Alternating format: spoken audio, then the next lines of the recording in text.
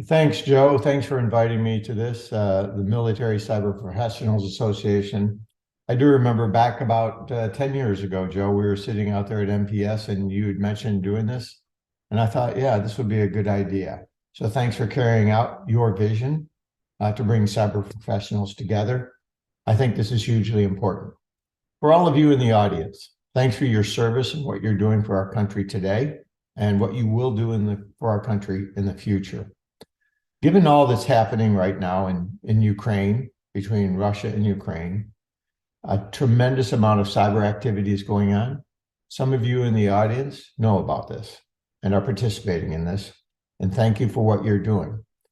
Because it is clear to those of us who have served in these positions that cyber is not only an element of national power, but it will be used by our adversaries against our country and our allies. And we have to be prepared.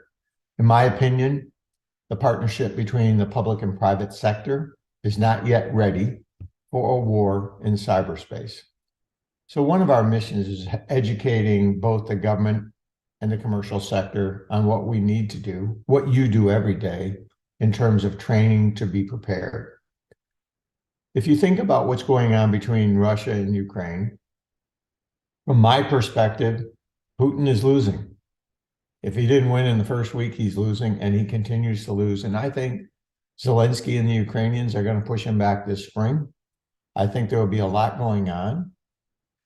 As you watch the news, you know the partnership between Putin and Xi Jinping.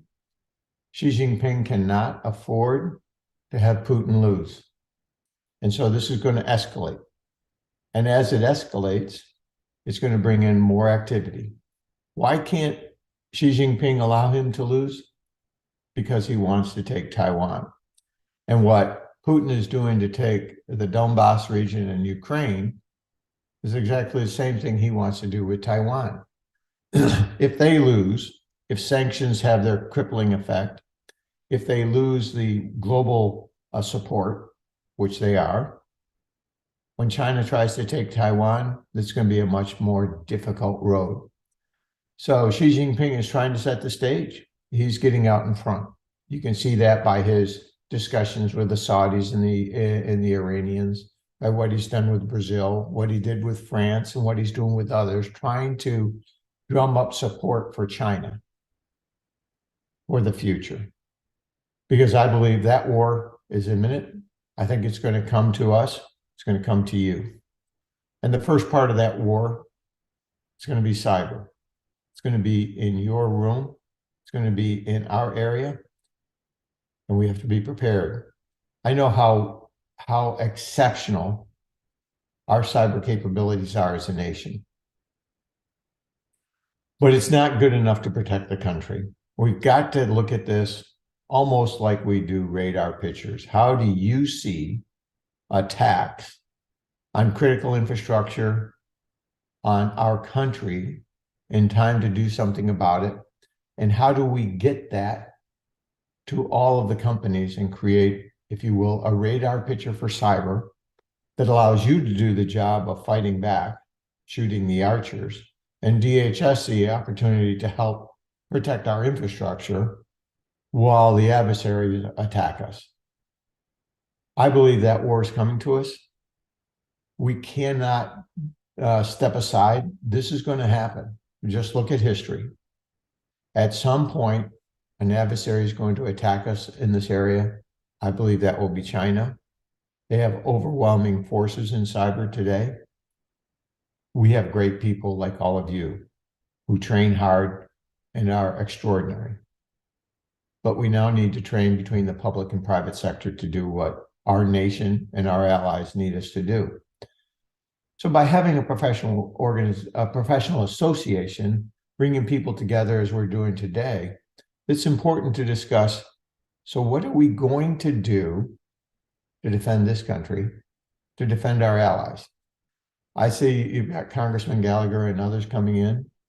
These are great advocates for what you do, what we need to do. I think Congressman Gallagher wrote a great article on China.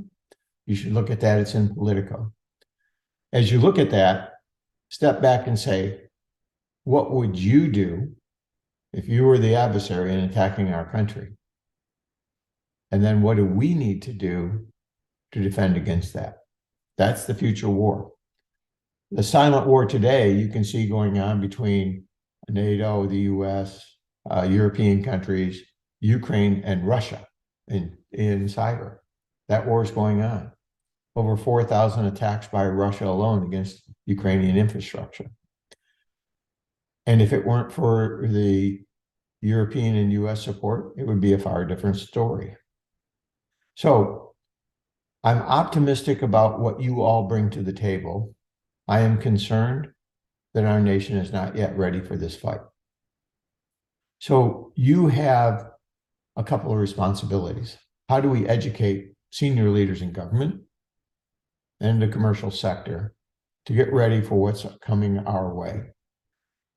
It's interesting, you know, some of our friends have written books on this about what's coming, and that 2034 and other books by the Admiral, my good buddy, when you look at this and you think about that, might be a lot sooner. How do we stop this?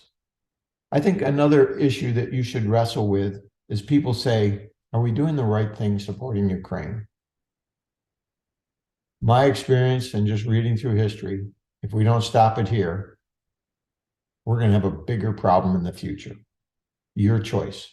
Stop it now and do the right thing and protect a lot of lives, or wait till later, as we did in World War II, and pay a huge price. So I think stepping out in front and doing the right thing is good for our country and for our allies. It should be taken off the political spectrum, and this is a national issue for all of us. So let me just wrap up. I am exceptionally proud of the military and civilian personnel we have working cyber for our country, and those of you here in the audience today. Thank you. You have a lot to do. The war's coming our way.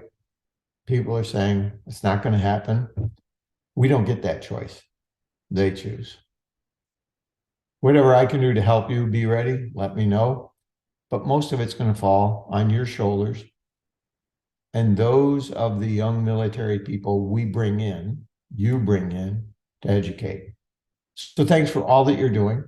Know that what you are doing is hugely important for our country.